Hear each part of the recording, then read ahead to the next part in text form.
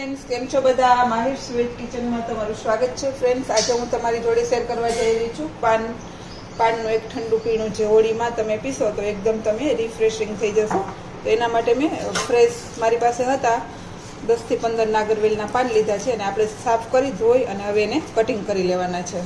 હવે આમાં મેં એક નાની વાટકી ભરાય એટલી વરિયાળી લીધી હતી અને 10 થી 12 નંગ એલચી લીધી છે અને પલાળી દીધી હતી સવારથી.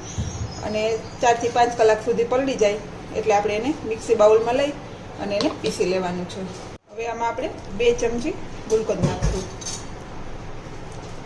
જો તમે બહારથી રેડી જે તૂટી ફૂટી અને ગુલકંદવાળા પાન લેશો તો પણ તમે તમારા માપ મુજબ 3 થી 4 નંગ લઈ અને ડાયરેક્ટ આવી રીતેથી વરિયાળી જોડે પીસી શકો છો. અને આપણે જે નાગરવેલના પાન સુધારીને રાખ્યા એ આમાં એડ કરી દઈશું અને 2 ચમચી જેટલી તૂટી ફૂટી આ બધું એડ કરી અને એકદમ સરસ પીસી લેવાનું છે. આ રીતે એકદમ સરસ પેસ્ટ બનાવી લેવાની છે. જે આપણે વરિયાળી પલાળી હોય એ જ પાણી એડ કરી દેવાનું છે અને હવે આપણે બીજા વાસણમાં લઈ અને ગરણીથી ગાળી લેવાનું, જેથી કરીને વરિયાળીનો થોડો પણ કચરો હોય તો એ નીકળી જાય. હવે આ રીતે આપણે ગળાઈ જાય પછી એમાં દળેલી સાકર, તમે ખાંડ પણ યુઝ કરી શકો છો, પણ આ ઠંડક માટે છે તો આપણે સાકરનો યુઝ કરી તો વધારે સારું.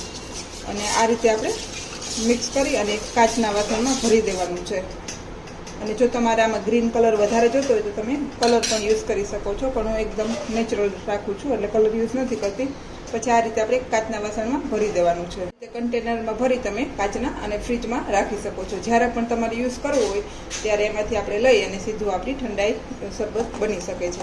તો આ રીતે પેક કરી દેવાનું. હવે આપણે સર્વ કરશું.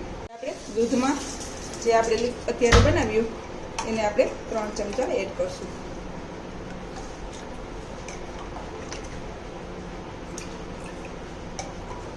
સરસ એવું મિક્સ કરી લેવાનું છે.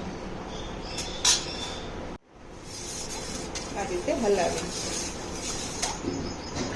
ગમે ત્યારે થોડીક વારમાં તમે એકદમ ફ્રેશ થઈ જશો. ગમે તેટલી ગરમી હશે તો પણ આ પીશો એટલે એકદમ ફ્રેશ એવું ખરેખર ખૂબ જ ટેસ્ટી અને એકદમ રિફ્રેશિંગ એવું આ શરબત બને છે. તો તમે ચોક્કસથી આ પાનનું શરબત ટ્રાય કરજો. સૌથી પહેલાં આપણે બરફ નાખશું અને પછી જે આપણે મિલ્કવાળું બનાવ્યું એડ કરશું.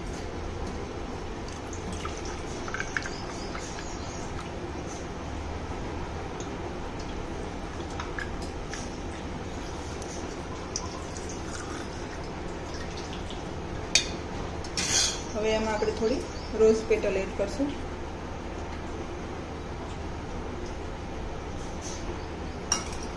થોડું ડ્રાય ફ્રૂટ.